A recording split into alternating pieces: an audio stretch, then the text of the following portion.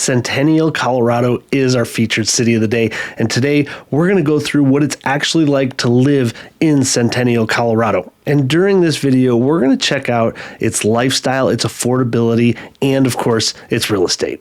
And during this, we're actually going to take Centennial and we're going to compare it to the rest of the cities in the Denver metro area. So if you've been thinking of moving to Centennial or just want to know more about this incredible city, this video is for you, because we're going to cover everything that you actually want to know about the city of Centennial. Centennial is actually quite an interesting city, especially if you look at a map of it from above.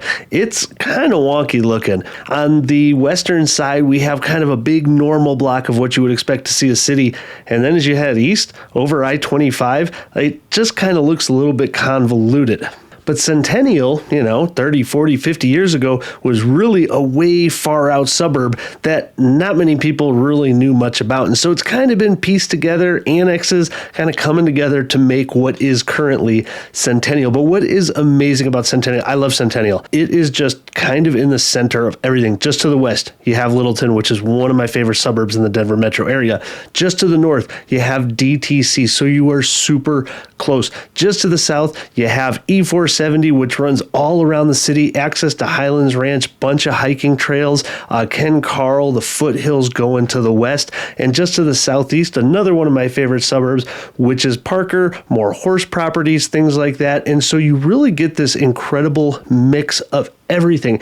And at the same time, because you're right at DTC, you've got some incredible restaurants there, and you're surrounded by so many incredible outdoor activities, golfing galore, including, of course, Top Golf, which is, I just love it. Can't help it. You have a number of other golf courses around the city, and then you have all these hiking trails through. They have one of the top parks at the City of Centennial building, which has its own little amphitheater there, and just one of the most up-to-date cities infrastructure-wise that we have around the Denver metro area. And Centennial housing-wise has what most people are looking for when they're looking to move into the suburbs a little bit further away from the city. You're looking for a larger lot. You're looking for a home north of 2,500 square feet, or you might be looking for a little bit of acreage, but not too big like you're going to find down in Parker. You're not going to find a whole lots that are north of about an acre in size. And I would say overall, most of Centennial ranges anywhere from that 500 to 600 range on the lower side up to about 1 million. And that's going to encompass about 90% of Centennial. And then, of course, you do have a few communities that are in the larger sizes up to a couple to $3 million. So where is Centennial, and how are you getting around if you want to live in Centennial? Well, it's on the southern part of the Denver metro area, but not all the way to the south like Highlands Ranch and Parker would be, but you're surrounded by the biggest arteries in the Denver metro area, being 470 to your south. I-25 runs north and south directly through it. Then just a little bit to the north, you have 225, which is kind of the smaller ring around the Denver metro area, the 470 loop being the larger one. And then over to your east, you have 83, which is kind of a route, but not many stoplights there to get north and south on the eastern part of town. Now, as far as getting to everything you want to get to when you live in Centennial for our Colorado lifestyle, if you were to go skiing to the high country, let's say Winter Park, you're looking about an hour and a half to an hour 45-minute drive, depending on what time you leave on Saturday morning. Remember, 5:45 is kind of the sweet spot, much later, and it's probably going to take you about 2.5 hours to get there. If you're looking to go to Golden, where we have world-class climbing, mountain biking, hiking, river rafting, kayaking, it's going to take you about 35 minutes. If you need to head to downtown, even during traffic, you're looking at about a 25-minute drive. And if you want to get out to DIA to catch a flight, you're going to be looking at about a 25-minute drive if you take the toll road on 470, or about a 35-minute drive if you head up to 225 and around. Now, just in general, though, the average overall commute time, if you were to live in Centennial, Colorado, it's about 26 minutes. And if you're new here, my name is Alex Saldana. Welcome. I've been a local Denver real estate agent since 2010, helping hundreds of homeowners and buyers relocate to and around the Denver metro area. So if you have any questions, feel free, give me a call, shoot me a text message anytime, nights, days, weekends. I've got you covered. Now, overall, Centennial isn't one of those cities you hear a whole lot about around the Denver metro area like you would for Littleton or Parker, that's been rated in magazines as one of the top cities in the country, or Golden or Boulder, but it's really just a well-rounded, very convenient place to be. With its location, like I stated earlier, you're so close to DTC, and a lot of the communities here were built in the 70s and 80s, and so they were built with shopping in mind. So you've got shopping centers at all kind of your major through streets around the city of Centennial, and it just makes it extremely convenient overall. Lifestyle-wise, you're going to find Centennial to be a lot like the rest of Denver. People place a value on being outdoors by going biking, by going hiking, by heading over to the foothills just to the west. Highlands Ranch just south of there has a ton of hiking and biking trails. So if you were going to live in Centennial, you'd find yourself heading down there just like we do. We live a little bit north of Centennial, but we pass through it on a daily basis. When we take the dogs to the dog park or anything, we tend to go south through Centennial. But I would say the thing that Centennial is kind of missing is that downtown sort of feel, where Littleton, Parker, Arvada have all these nooks where you have like old buildings there that give you this downtown cutesy boutique shop feel to it. Centennial really doesn't have that. So if that's something you're looking for, Centennial might not be the spot for you.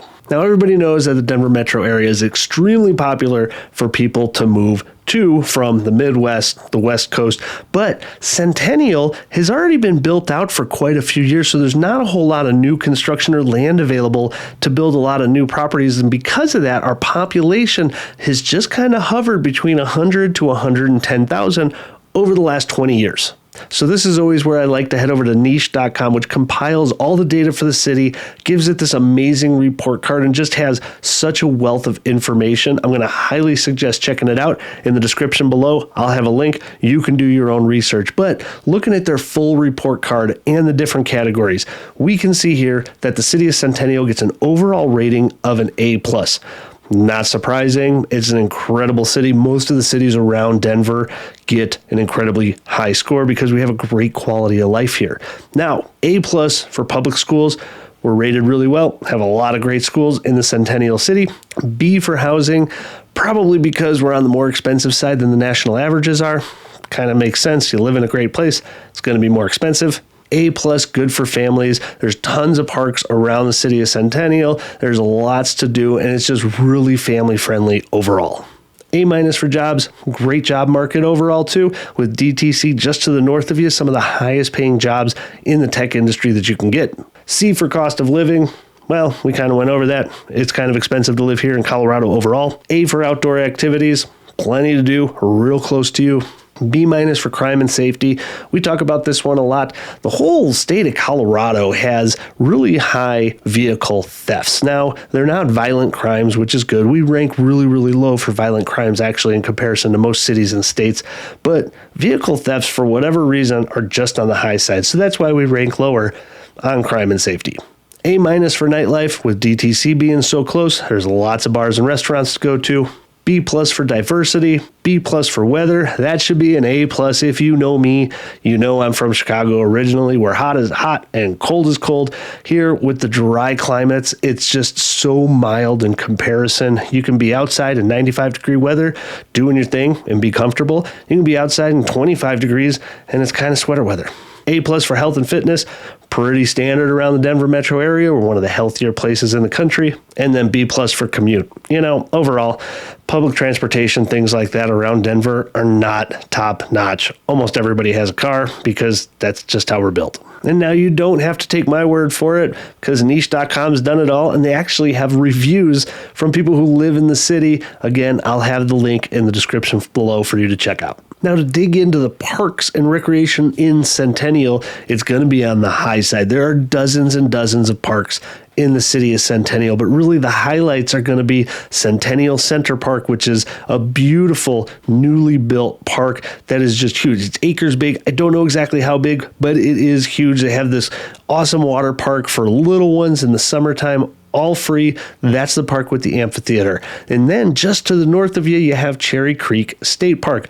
Paddleboarding, fishing, huge state park just outside your back door. And then there's tons of parks just littered throughout the rest of Centennial. So you're never going to be too far if you're living in Centennial.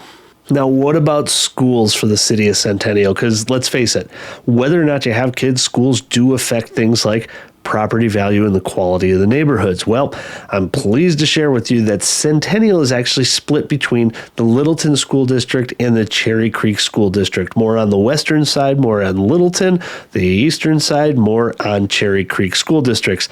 And really, these are the two top-ranked school districts around the city and in Colorado. So we have lots of friends with kids that go to both, and they're both extremely good districts. So it's almost hard to go wrong.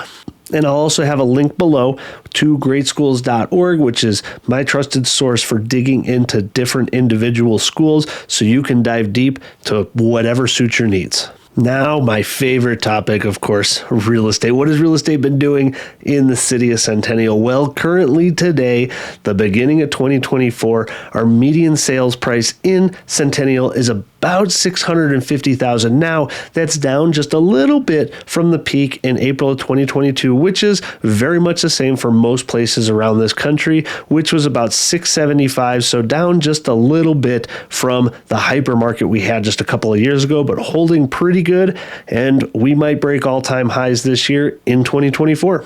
Now, when we look back in time to the prices in Centennial, paints a similar picture to what we see in most of the Denver metro area. And in 2014, we were in the low 300s, so we more than doubled in the last decade in value. So now, how does the city of Centennial stack up pricing-wise compared to other cities around the Denver metro area? Well, once again, Centennial, we're sitting at about $648,000 for the median close price. In Denver, we're sitting at $600,000. In Highlands Ranch, we're at $658,000. In Aurora, we're at $487,000. In Parker, we're at $662,000. And in Arvada, we're at $645,000. So you can really see we're just kind of on par with the rest of the surrounding Denver metro areas for the median price.